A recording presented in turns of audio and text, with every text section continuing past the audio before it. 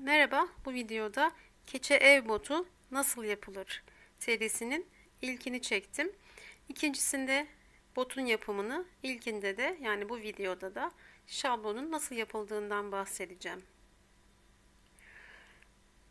Öncelikle kendi ayak ölçünüze göre bir şablon nasıl hazırlanırı anlatalım. 5 tane ölçü almamız gerekiyor. Tarak kemiğinizin çevresi, ayak uzunluğunuz, ayak yüksekliğiniz ve topuk çevreniz. Bunu kendi yaptığım ayak mankenime göre nasıl hesapladığımı, nasıl ölçü aldığımı göstereceğim. Ölçüleri ayağımın üzerinde aldım ama nasıl alındığını bu ayak mankeni üzerinde göstermeye çalışacağım. Öncelikle bir mezura alıp tarak kemiğinizin hizasından, yani ayağınızın en geniş yerinden mezurayı sarıyorsunuz ve ayağınızın o çevredeki ölçüsünü buluyorsunuz. Bende bu ölçü 21 santimetre çıktı. Bunu ikiye bölmem gerekiyor. Çünkü şablonu alt ve üst olarak iki parça halinde düşünürseniz bazı ölçüleri de ikiye bölmeniz gerekiyor. Diğer ölçü 3 numaralı ölçü. Ayağımızın hemen hemen en kalın olduğu yer. Ayak boşluğunuzun olduğu yerdir orası. Mezurayı oraya koyup çepeçevre ölçüyoruz. Bu da 3 numaralı ölçüm. Bende 22 santimetre çıktı. Bunu da ikiye bölüyorum ve 11 santimetre buluyorum. Bunları birazdan şablon üzerinde göstereceğim. Bir diğeri de 4 numara topuk çevresi ölçüsü diye geçiyor bu. Bunu nerede kullanıyoruz? Ayağımızı botun içine sokarken yeterli açıklık ne kadar olmalıdır? Onu hesaplamak için kullanıyoruz. Bazı botlarda o kısım esnek malzeme ile sağlanır. Daha dar yapılır, esnek malzeme ile sağlanır. Bazen önü açık yapılır, benim yaptığım gibi. Ama yeterli açıklığı sağlamak için 4 numaralı ölçüyü almamız gerekiyor. Bunu nasıl yapıyorum? Ayağımın tam topuğumun altına mezurayı koyuyorum ve bileğimin önündeki o yüksek kısma doğru mezurayı sarıyorum. Evet, tam burası. Ve oradaki ölçüyü buluyorum. Bende 30 santimetre çıktı. Bunu da ikiye bölüyorum. Ayağımı kağıt üzerine koyup etrafından çizdiğimde, bu arada şunu söylemeyi unuttum. 5 numaralı ölçü botumun yüksekliği. Yani tabandan bileğime kadar ne kadar istiyorsam ben 13 santimetre kadar çizdim. Yükseklik çizdim. Ama istediğiniz boyda olabilir bu tabii ki. Şimdi ayağımı bir kağıt üzerine koydum. Parmaklarımın çevresinden topuğuma kadar işaretledim.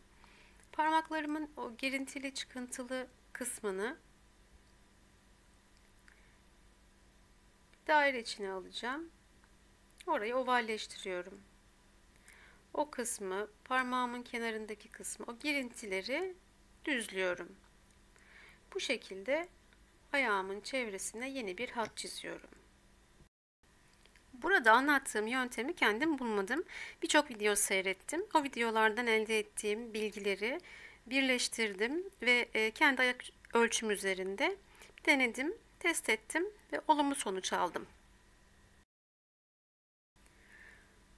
Buradaki ayak şekli iki boyutludur. Yani en ve boy var.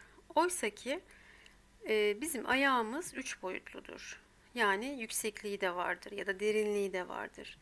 Şimdi ben bu 2 ve 3 numaralı ölçüleri kullanarak derinliği vereceğim. Evet, 21 santimetre 2'ye bölünce 10,5 çıkmıştı. Kağıt üzerinde 9 santimetre ölçmüştüm.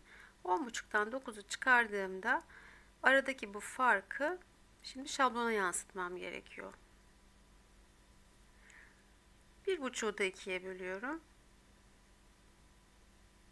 yaklaşık 0,8 santimetre yuvarladığımızda tarak kemiğinin kenarından sağa doğru ve sola doğru 0,8 santimetre çıkıyorum. Bunun nedeni ayağımızın kağıt gibi düz olmaması. Bir parmak ucundan yukarıya doğru bir yükseltinin olması, bir yüksekliğin olması. Bu şekilde 3 boyutlu şablona ulaşacağız. Şimdi gelelim 3 numaralı ölçüye. Buralara noktamı koydum. Şimdi 3 numaralı ölçüyü kullanacağım. Ayak boşluğunun olduğu kısım aşağı yukarı burasıdır. Onu tekrar ayağınızı koyup test edebilirsiniz. 3 numaralı ölçüyü nereden aldıysanız cetveli de oraya koymanız gerekiyor. Evet, burası 8 santimetre çıktı ölçtüğümde. Kağıt üzerinde 8 santimetre. Oysa ayak çevremi o yerden ölçtüğümde ve 2'ye böldüğümde 11 santimetre çıkmıştı. 11'den 8'i çıkarıyorum. 3 santimetre fark. Bu farkı sağa ve sola yansıtıyorum.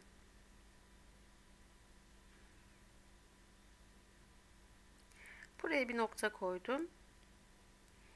Aynı şekilde diğer tarafa da 1,5 santimetreyi işaretledim.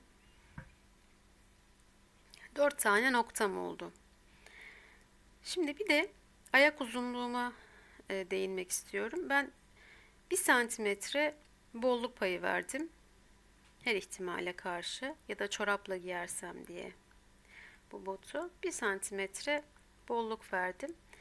Buradaki 5 noktayı topuğumla birlikte birleştireceğim ve yeni bir hat oluşturacağım. Mavi ile çizdiğim yeni hattım ayak ölçülerimin yansıtılmış hali. Şimdi ben bu botu yünden yapacağım. Yünü keçeleştireceğim. 4 kat yün kullanacağım. 1, 2, 3 ve 4 yönünde. Yani 4 kat yün kullanacağım. Birbirine 90 derece açıyla yerleştirilmiş. Ben daha önce bu yerli yünü kullanmamıştım. Yerli merinos yün kullanmamıştım. 4 kat kullanmamıştım daha doğrusu. O yüzden bunu çekme faktörünü küçük bir parça üzerinde denedim ve 1,3 buldum. Çekme faktörü nasıl hesaplanır eğer bilmiyorsak bununla ilgili bir videom var. Oradan bakabilirsiniz.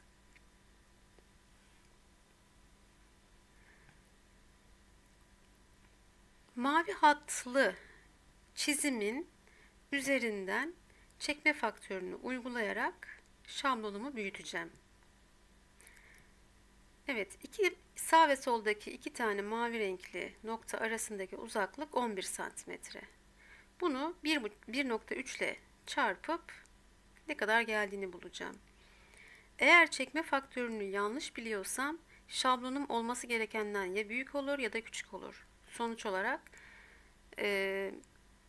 daha farklı boyutta bir patik ya da bir bot elde ederim. Şimdi 14,3'ten 11'i çıkarıyorum. Mevcut uzunluğu çıkarıyorum. Aradaki farkı sağa ve sola 2'ye bölerek yansıtıyorum.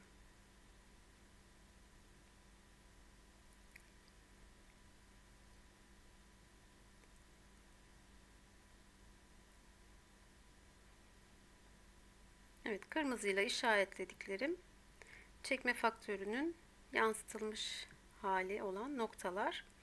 Biraz sonra da yine 2, 4, 6 nokta olacak. 6 tane kırmızı noktayı birleştireceğim. Bu parmakların arasındaki 2 tane mavi noktanın arasını ölçtüm.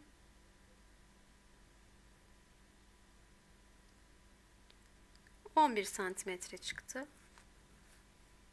Tekrar kontrol ettim. Evet, 11. Yukarıdaki işlemlerin aynısı yine geçerli. Sağa ve sola 1,7 santimetre çıkıyorum. Bu tamamen tesadüf. Farklı da çıkabilir, aynı da çıkabilir. Şimdi de ayak boyuma göre çekme faktörünü uyguladığımda ne olacağını göreceğim. 1 santimetre eklemiştim. Normalde ayak uzunluğum 22 santimetre ama 1 santimetre eklediğim için bu 23 santimetre oldu. Bunu 1,3 ile çarpıyorum. 31 santimetre. Şimdi bunu parmak ucuna ve topuk kısmına uygulayacağım. Aradaki farkı buluyorum. Yani 8 santimetre kadar büyüdü şablon. Bunu parmak ucuna ve topuk kısmına ekliyorum. Paylaştırıyorum 4'er santimetre olarak. Çekme faktörünü etkileyen çok fazla şey var. En çok da kullandığınız yünün cinsi ve kaç kat yün kullandığınız. O yüzden 2 kat yünde bu oran 1,4'tü bende ama 4 kat yüne çıkardığımda 1,3 oldu. Kullandığınız yünün tutamının inceliği, kalınlığı da bunu etkiliyor. Şimdi bu açıklık, yani ayağımı sokacağım yerdeki o açıklığı şablonun üzerine yansıtacağım. Bu çok dar olursa ayağım girmez. Çok geniş olursa da çok çirkin durur. Yeteri kadar açıklık oluşturmak için botun boğazı ne kadar geniş olmalıdır? Çünkü bunda herhangi bir esneme payı yok. Onu tam vermem gerekiyor. Şimdi 4 numaralı ölçümü 30 santimetre olarak ölçmüştüm ben. Bunu 2'ye böldüm. 15 santimetre çıktı. 15 santimetreyi de çekme faktörüyle çarpıyorum. 19,5 santimetre çıktı. Bir diğer bulmam gereken şey de ayağımın tam orta noktası. 22 santimetreydi yeşil hatlı olan kısım. Bunun yarısı 11 santimetre. Orta noktayı buldum. Şimdi bu orta noktadan yukarı doğru bir dik çiziyorum.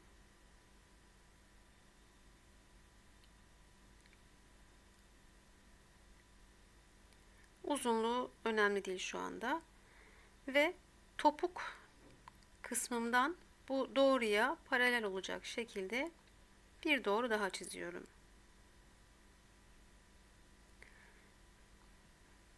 Henüz boyuna karar vermedim.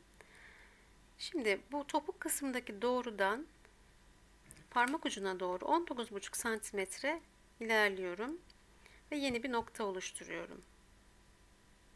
Topuk çevresi ölçüsü 4 numaralı ölçüyü şu anda yansıtıyorum şablon üzerine. Ve mavi ile işaretliyorum bu noktayı. Tam da orası.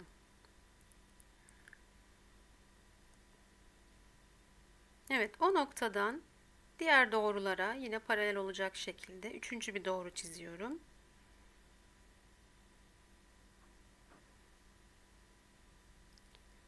Ve bu iki doğru arasındaki o bölgeyi yuvarlıyorum. Bir oval bir doğru çiziyorum oraya. İlk bir doğru çiziyorum. Tamamen göz kararı.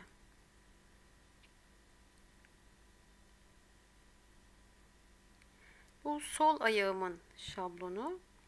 Şimdi sol ayağımın şablonu olduğu için bu yükseltiyi sağa doğru veriyorum. Yerden yükseklik 13 santimetre olsun istemiştim. Bunu 1,3 çekme faktörüyle çarptığımda yaklaşık 17 santimetre oluyor. Tam topuğumun olduğu yerden sağa doğru 17 santimetre şablonu büyüteceğim. Uzatacağım. Yani o en sol taraftan itibaren değil, tam ayağımın altına denk gelecek yerden itibaren, yani şu dik koyduğumda, yana yatırdığımda tam burası oluyor. Oradan itibaren 17 santimetre yükselteceğim.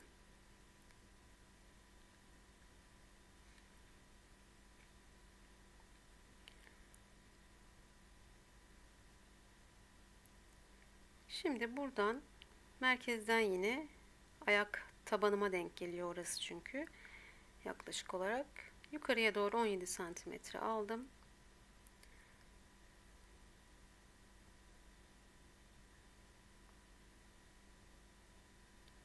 ve botumun boyuna karar verdim. Şöyle bir hatırlatma yapayım. Ben 4 kat yünü ince olarak serdim. Çekme faktörünü 1,3 buldum. Eğer 4 kat yünü kalın olarak serseydim bu biraz daha düşerdi büyük ihtimalle. Ben botumun kalınlığını çorapla bot arası bir incelikte olsun istedim. Fazla kalın olsun istemediğim için 1,3 kullanıyorum. O tamamen sizin nasıl bir kalınlıkta keçe istediğinizle alakalı. Çekme faktörü değişiyor. Şimdi topuk kısmından birazcık bir ovallik vermek istedim. Bu aslında olmasa da olur bence ama olunca da güzel oluyor. Yapılmasa da olur. Evet, artık kağıttan şablonumu ayıracağım. Ara şablon olarak kağıdı kullanamıyorum ince olduğu için ve suyla etkileştiğinde eriyeceği için. O yüzden de suya dayanıklı bir plastik kullanmam gerekiyor. Ben raf örtüsü kullandım. Ama daha iyisi, aslında bunun daha iyisi Eva sünger. Evde yoktu ama simli bir Eva süngerim vardı. Onu göstermek istedim. Eva sünger biraz kalın, hafif böyle pofuduk bir sünger. Şimdi hafta sonu yasakları olduğu için dışarı çıkamadım. O yüzden alamadım. Evdeki raf örtüsünü kullanacağım. Bunun ne sakıncası var? Şöyle bir sorun oluyor. 4 kat yün ağır geldiği için aradaki şablon biraz yamuluyor.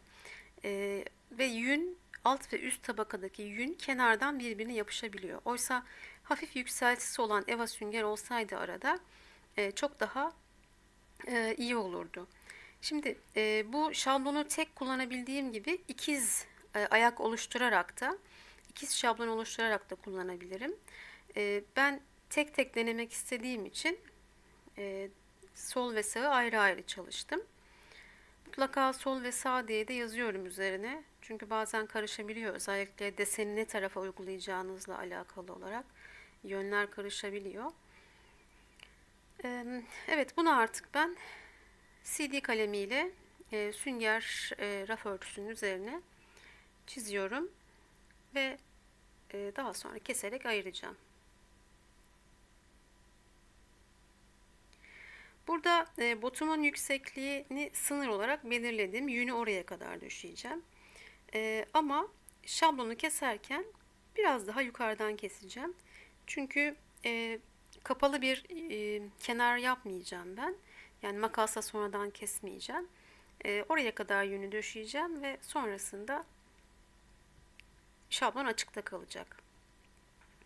Evet, kağıt şablonum ve plastik sünger şablonum bu şekilde. İkinci videoda yün döşeme ve keçeleştirme işlemi var. Görüşmek üzere.